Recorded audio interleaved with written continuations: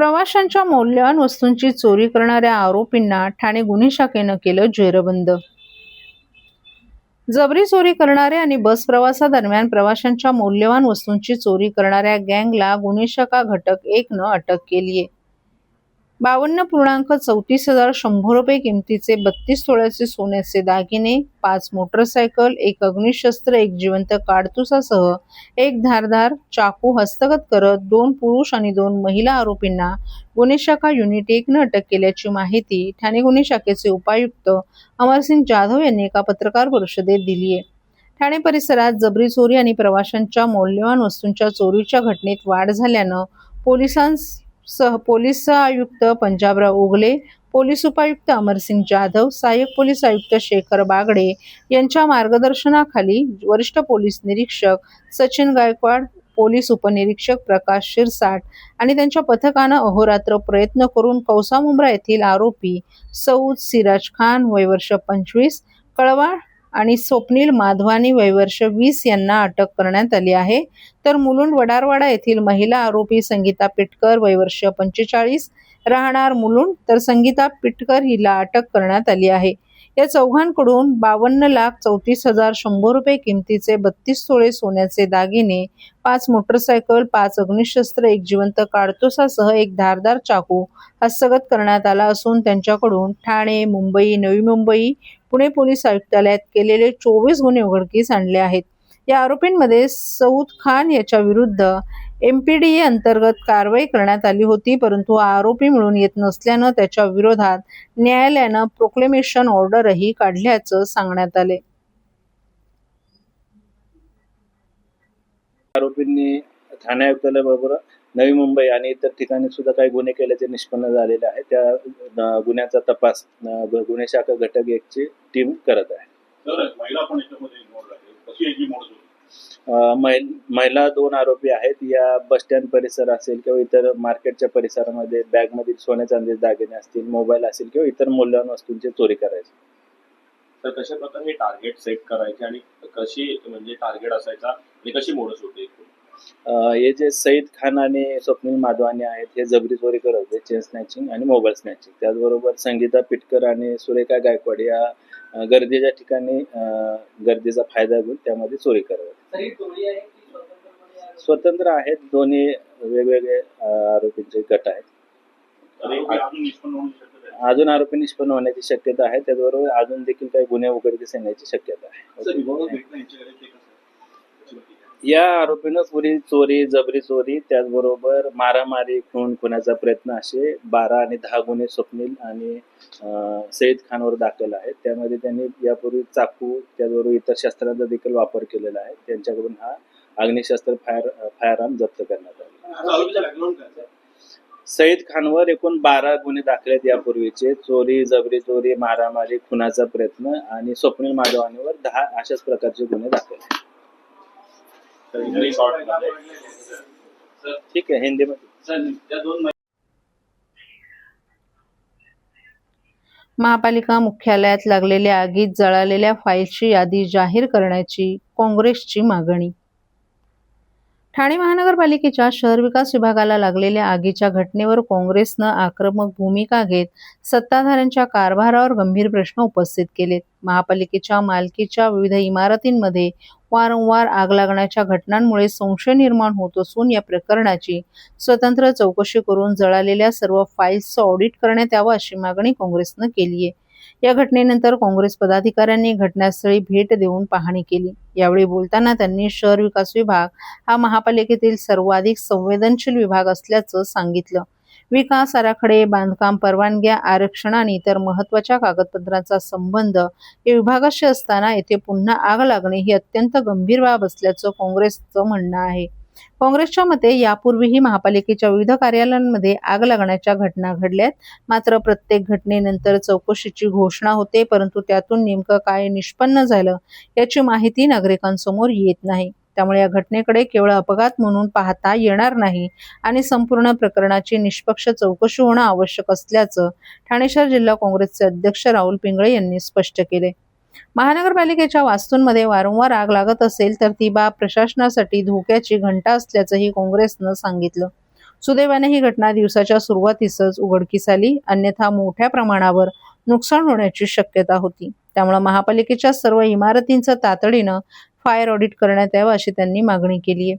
तसंच आगीत जळालेल्या सर्व फाईल्स आणि कागदपत्रांची यादी सार्वजनिक करावी, नष्ट झालेल्या नोंदींची पुनर्बांधणी करावी आणि महापालिकेचा संपूर्ण डेटा डिजिटल स्वरूपात सुरक्षित करून त्याचं स्वतंत्र ऑडिट करण्यात यावं अशी मागणीही काँग्रेसनं केली आहे. ठाणे महानगरपालिकेच्या ज्या वास्तू आहेत, या आधीसुद्धा शहर विकासमध्ये अशा पद्धतीची आग लागण्याची घटना घडलेली होती. नुकतीच गावदेवीची घटना आगीची घडली, तिकडे जीवितहानीसुद्धा झालेली होती. आणि पुन्हा एकदा आगीची पुनरावृत्ती या महानगरपालिकेच्या मुख्य कार्यालयाच्या वास्तूमध्ये या शहर विकास विभागामध्ये झालेली आहे.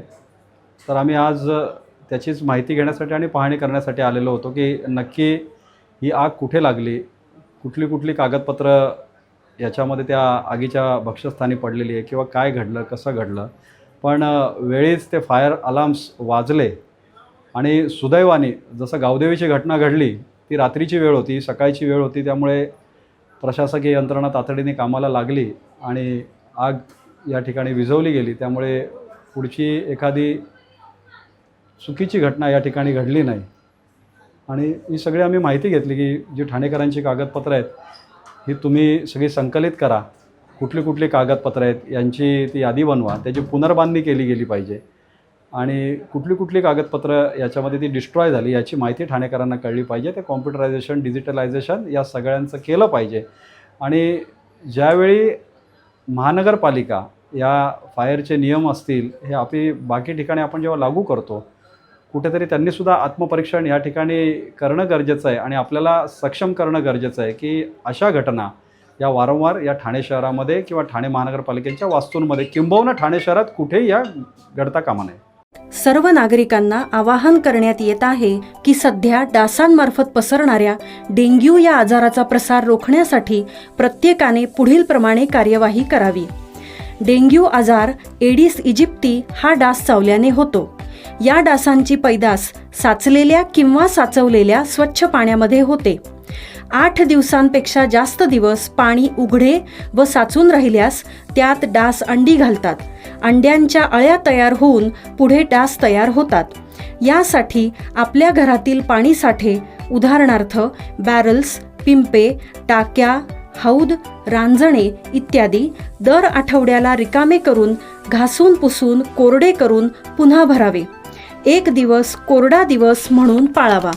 पाणी साठ्यांना घट्ट झाकणे बसवावीत किंवा जुनी साडी, चादर, धोतर यांनी बांधून झाकून ठेवावीत, म्हणजे डास त्यात जाऊन अंडी घालणार नाहीत. घराच्या गच्चीवर, आजूबाजूला, अंगणात कोठेही पाणी साचू देऊ नये. भंगार सामान उघड्यावर टाकू नये.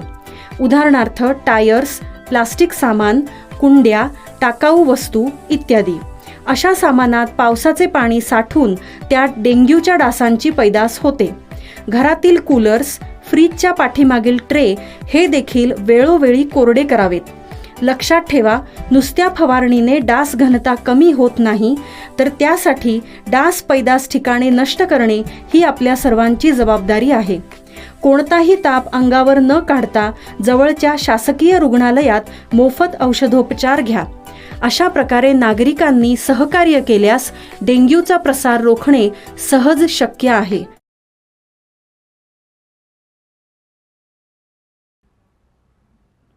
आगरी समाजाच्या संघटनात्मक चळवळीला दिशा देणारे आगरी सेनेचे संस्थापक राजाराम साळवी यांचं शनिवारी सायंकाळी निधन झाले. ते 83 वर्षांचे होते. त्यांच्या पश्चात पत्नी, 1 मुलगा, 2 मुली, सून आणि नातवंड असा परिवार आहे. त्यांच्या पार्थिवावर रविवारी कळवा येथे अंत्यसंस्कार करण्यात आले. कळवा येथील मनशानगर परिसरात राजाराम साळवी वास्तव्यास होते. त्यांनी 1 ऑगस्ट 1986 रोजी आगरी सेनेची स्थापना केली. या संघटनेच्या माध्यमातून त्यांनी ठाणे, रायगड, पालघर, रत्नागिरी आणि सिंधुदुर्ग जिल्ह्यांमध्ये विखुरलेल्या आगरी समाजाला संघटित करण्याचं काम केलं. आगरी समाज तसंच ओबीसी समाजाच्या न्याय हक्कांसाठी त्यांनी आक्रमक भूमिका घेत अनेक आंदोलनं देखील उभारली होती. कामगारांच्या हक्कासाठी त्यांनी कामगार एकता या कर्मचारी संघटनेची स्थापना केली होती. शहाड येथील सेंचुरी रेयांसह ठाणे जिल्ह्यातील अनेक कारखान्यांमध्ये त्यांच्या नेतृत्वाखाली कामगार संघटना कार्यरत आहेत. कामगारांच्या विविध प्रश्नांसाठी त्यांनी यशस्वी लढे उभारून अनेकांना न्यायही मिळवून दिला. त्यामुळे सामाजिक कार्याबरोबरच कामगार चळवळीतही त्यांचं मोठं योगदान राहिलं. शैक्षणिक क्षेत्रातही त्यांनी योगदान देत कळवा येथे मनीषा शिक्षण संस्थेची स्थापना केली.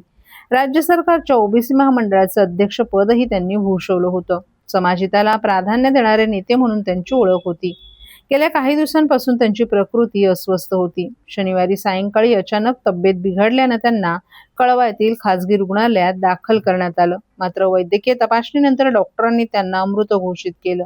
सायंकाळी 7च्या सुमारास त्यांची प्राणज्योत मालवली. त्यांच्या निधनानंतर उपमुख्यमंत्री एकनाथ शिंदे, मंत्री छगन भुजबळ, खासदार डॉक्टर श्रीकांत शिंदे, खासदार संजय पाटील, आमदार जितेंद्र आव्हाड, खासदार नरेश मस्के, आमदार संजय केळकर, निरंजन डावखरे, माजी खासदार संजू नाईक, राष्ट्रवादीचे माजी आमदार नवाब मलिक, कपिल पाटील, बाबाजी पाटील, माजी आमदार सुभाष भोईर, माजी महापौर मनोहर साळवी यांच्यासह आगरी सेनेचे कार्यकर्ते, समर्थक आणि विविध क्षेत्रातील मान्यवरांनी कळवा येथील त्यांच्या निवासस्थानी धाव घेतली.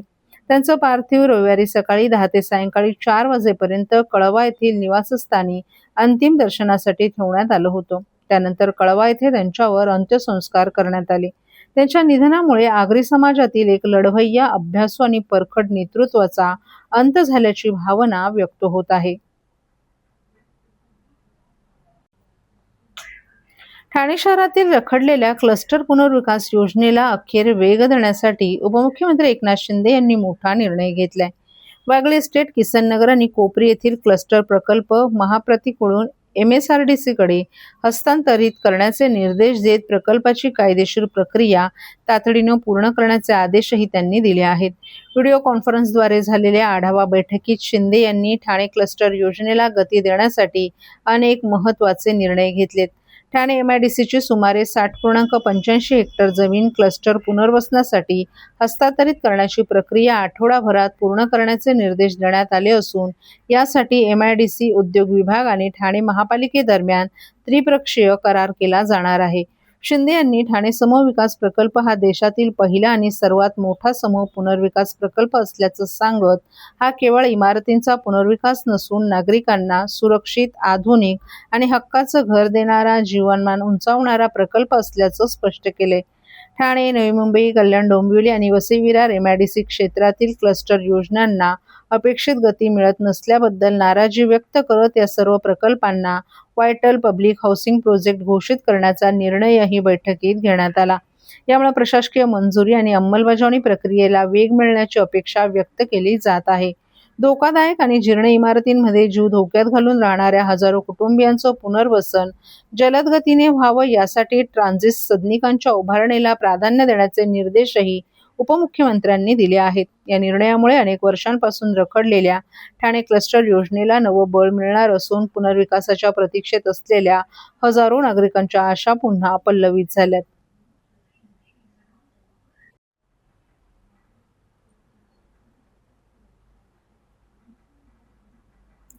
ठाणे महापालिका मुख्यालयातील शहर विकास विभागात किरकोळ आग.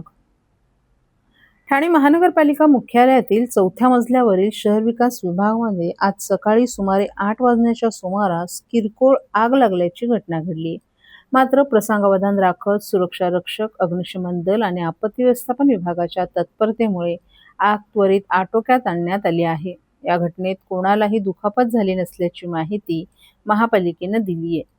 प्राथमिक माहितीनुसार विभागात बसवण्यात आलेल्या स्मोक अलार्म प्रणालीचा आवाज ऐकताच सुरक्षा रक्षकांनी तात्काळ शहर विकास विभागाकडे धाव घेतली. तेथे धूर दिसून आल्यानंतर अग्निशामक यंत्राच्या साहाय्यानं आग विझवण्याचे प्रयत्न सुरू करण्यात आले. याच वेळी विभागाचा वीज पुरवठा बंद करून अग्निशमन दल आणि प्रादेशिक आपत्ती व्यवस्थापन पथकाला ही माहिती देण्यात आली. ही माहिती मिळताच अग्निशमन दलाचे अधिकारी आणि कर्मचारी तसंच आपत्ती व्यवस्थापन पथक घटनास्थळी दाखल झाले. सर्व यंत्रणांच्या समन्वयातून ही आग पूर्णपणे नियंत्रणात आणण्यात यश आलं. या आगीत संगणकाचा UPS, काही संगणक तसंच काही कागदपत्रांचं नुकसान झाल्याचा प्राथमिक अंदाज व्यक्त करण्यात आलाय. तथापि महापालिकेची ई-ऑफिस प्रणाली कार्यान्वित असल्याने बहुतांश कागदपत्र पुन्हा उपलब्ध होऊ शकणार असल्याचं प्रशासनानं स्पष्ट केले. तसंच कार्यालयातील अन्य महत्त्वाची कागदपत्र सुरक्षित असून त्यांचं कोणतंही नुकसान झालं नाही. आगीचं कारण आणि नेमकं किती नुकसान झालं याबाबत तपास सुरू असून संबंधित माहिती संकलित करण्यात येत आहे. दरम्यान आग नियंत्रणात आल्यानंतर परिसराची स्वच्छता करून शहर विकास विभागाचं कामकाज पूर्ववत सुरू करण्यात आलंय.